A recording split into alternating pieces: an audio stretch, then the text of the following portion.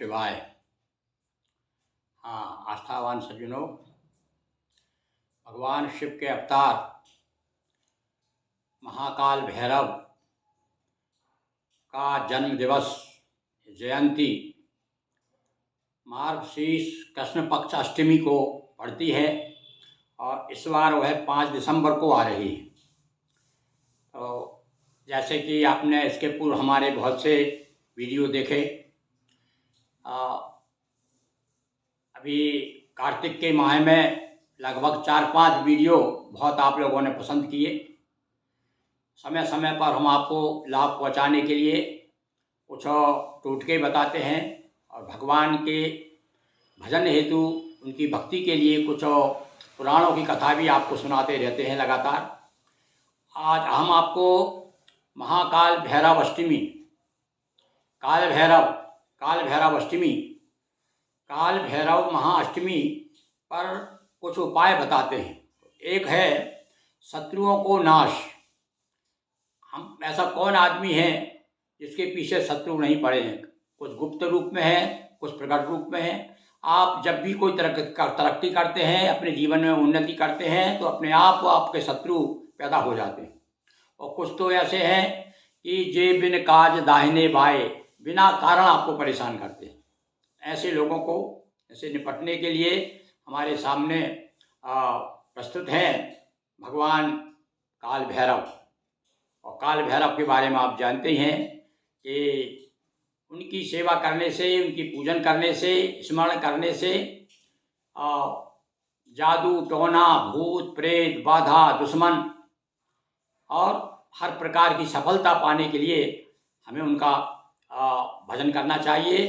और विशेष रूप से आज ये काल भैरव अष्टमी पर हम आपको 1-2 ऐसे टोटके बताते हैं जिसके करने से आप साल भर अपनी समस्याओं से मुक्त रहेंगे और दुश्मन आपके बाल बांका भी नहीं कर सकेंगे। तो सबसे पहले मैं आपको शत्रुओं का नाश जिससे होगा और शारीरिक कष्ट दूर करने के लिए आपको क्या करना पड़ा, कुछ सरल उपाय बताऊं। भाई ये तो तांत्रिक हो, तो ऐसे कुछ है उपाय है कि जो हम भी नहीं कर सकते और आपको हम बताते भी नहीं। बिल्कुल सात्विक ऐसे जो आप कर सकें सहजता से। देखिए, आप कुछ भैरव अष्टमी के दिन प्रातःकाल स्नान करके और कुछ उड़द लीजिए अपने हाथ में, लगभग 50-100 ग्राम उड़द लेकर के आप मंदिर में जाइए और जाकर के कटोरी में रख करके अगरबत्ती जलाइए। भगवान भैरव को हाथ जोड़ करके उनका मंत्र है बड़ा सरल, ओम भम भैरवाय नमः। कौन सा मंत्र है उनका? ओम भम भैरवाय नमः अथवा ओम बटुक भैरवाय नमः। ऐसा कम से कम आप 11 बार बोल करके, और वो जो आपकी उड़द की कटोरी है वो भगवान को चढ़ा देंगे, प्रसाद के रूप उनको चढ़ा दें और चढ़ा करके फिर उसे ले आएँ और ला करके उसे आप भैंसे को खिला दीजिए। बस आप इतना आप करेंगे अष्टमी के दिन, तो आपके शत्रु धीरे धीरे, बल्कि कहिए कि जितने उसमें आपके दाने हैं ना, उतने भी यदि शत्रु हैं तो वे सब, उनकी सारी मति बदल जाएगी और आपके प्रति उनका भाव भी बदल जाएगा। मतलब नाश करने का मतलब ये नहीं कि उनको नुकसान पहुंचेगा, नहीं, वो आपके प्रति जो है जो भावना है उनकी बदल जाएगी। भगवान भैरव में ऐसी कृपा करेंगे। तो इस प्रकार से एक तो ये उपाय हुआ। दूसरा उपाय है मुकदमा के लिए। आपका कोर्ट कचहरी का कोई केस चल रहा है और बाकी झूठा किसी ने आपको फंसा दिया है, तो उसके लिए आप क्या करेंगे, मंगलवार को, देखिए इस बार मंगलवार भी पड़ रहा है अष्टमी के दिन, आप विशेष रूप से कुछ इमरती ले जाइए, लगभग कम से कम 5 तो होना ही चाहिए।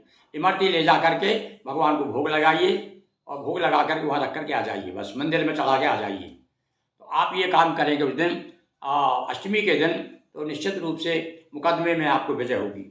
और इसके बाद में लंबा यदि आपका मुकदमा चल रहा है तो आप कम से कम 7 मंगलवार को, इसी भैरव अष्टमी से लेकर के 7 मंगल आप चढ़ा करके देखिए।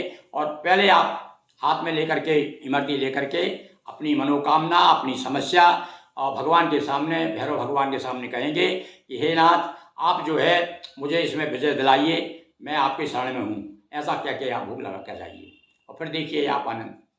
निश्चित रूप से ये तो भाई हमारा अनुभूत प्रयोग है, अनेक लोगों को हमने बताया और उन्हें विजय प्राप्त की। यहाँ तक कि हमारे यहाँ एक नगर पालिका थे पार्षद को हमने बताया कि आप देखिए ये 7 पहले कीजिए आप, 7 मंगलवार उन्होंने इमरती चढ़ाई और अच्छी वोटों से उन्हें विजय प्राप्त हुई। तो ये तो भाई श्रद्धा विश्वास की बात है। यदि आपके मन में विश्वास है तो निश्चित रूप से भैरव भगवान जो है आपकी कृपा करेंगे। तो हमने 2 उपाय बता दिए आपको। एक तो क्या, शत्रुओं का नाश हो जाएगा, उससे सारे कष्ट दूर होंगे।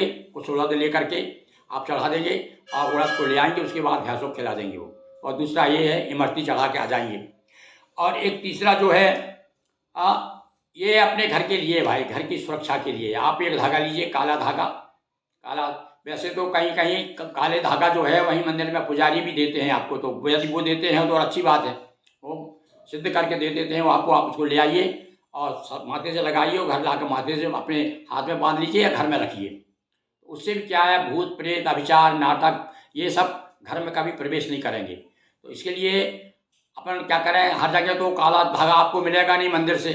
आप तो एक काम करिए, एक काला धागा लीजिए और मंदिर में जाइए भैरव भगवान के, और जा कर के वहाँ पर ओम भम भैरवाय नमः, ओम भम भैरवाय नमः, ओम भम भैरवाय नमः ऐसा बोलते हुए 7 गठान लगाइए उसमें काले धागे में, और सामने रख दीजिए।